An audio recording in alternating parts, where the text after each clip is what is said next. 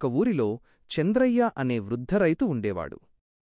20 ఏళ్ల వేరుశెనగ గ్రౌండ్నట్ సాగు అనుభవం ఉన్నా ఎన్ని మందులు కొట్టినా పనిచేయని మొండి కలుపు రెసిస్టెంట్ వీడ్స్ కారణంగా ఆయన తీవ్ర నష్టాలను చవిచూశాడు. దిగులుతో ఉన్న చంద్రయ్య ఊరి మందుల షాపు యజమాని సలహా మేరకు బేయర్ కంపెనీకి చెందిన ఒక అనుభవజ్ఞుడైన ఫీల్డ్ ఆఫీసర్ను కలిశాడు. గొప్పతనం బేయర్ రాఫ్ట్ మరియు మార్గదర్శకత్వం. చంద్రయ్య పొలాన్ని పరిశీలించిన బేయర్ ఫీల్డ్ ఆఫీసర్ మొండి కలుపు సమస్యకు కారణం పాతమందులకు మొక్కలు అలవాటు పడటమేనని గుర్తించారు. ఆయన చంద్రయ్యకు బేయర్ కంపెనీకి చెందిన నూతన ప్రభావవంతమైన కలుపు నివారణ మందు బేయర్ రాఫ్ట్ను సిఫారసు చేస్తూ దాని గొప్పతనాన్ని ఇలా వివరించారు.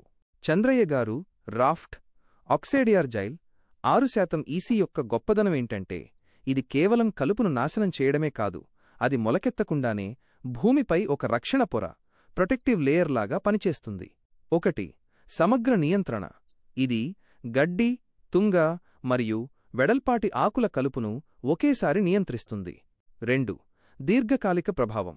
మందు వేసిన తర్వాత కొత్త కలుపు రాకుండా నేలను చాలా కాలం వరకు రక్షిస్తుంది. 3.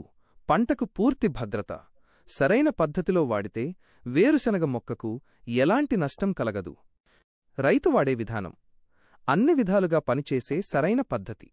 బేయర్ ఫీల్డ్ ఆఫీసర్ రాఫ్ట్ చంద్రయ్య పంటకు అన్ని విధాలుగా పనిచేయడానికి అవసరమైన సరైన వినియోగ విధానాన్ని క్షుణ్ణంగా వివరించారు. 1. సరైన సమయం. Pre emergence application. ఈ మందు కలుపు మొలకెత్తకముందే పనిచేయాలి.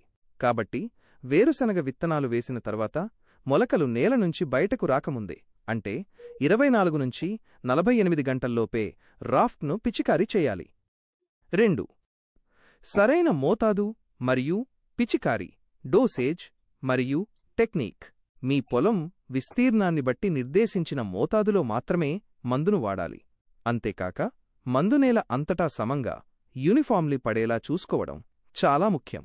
ఎందుకంటే మందునేలపై రక్షణ పొరగా పనిచేసి కలుపు విత్తనాలను నాశనం చేస్తుంది. 3. నేలలో తేమ సాయిల్ మాయిశ్చర్.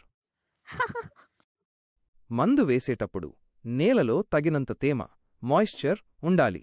తేమ ఉంటేనే మందు నేలలో బాగా వ్యాపించి రక్షణ పొర సమర్థవంతంగా ఏర్పడుతుంది. బేయర్ ఫీల్డ్ ఆఫీసర్ చెప్పిన ప్రతి సలహాను పాటించాడు. విత్తనం వేసిన మరుసటి రోజు తగిన తేమ ఉన్న నేలపై రాఫ్ట్ మందును ఏకరీతిగా పిచికారీ చేశాడు. ఫలితం అద్భుతం. గతంలో ఎంతో ఇబ్బంది పెట్టిన మొండి కలుపు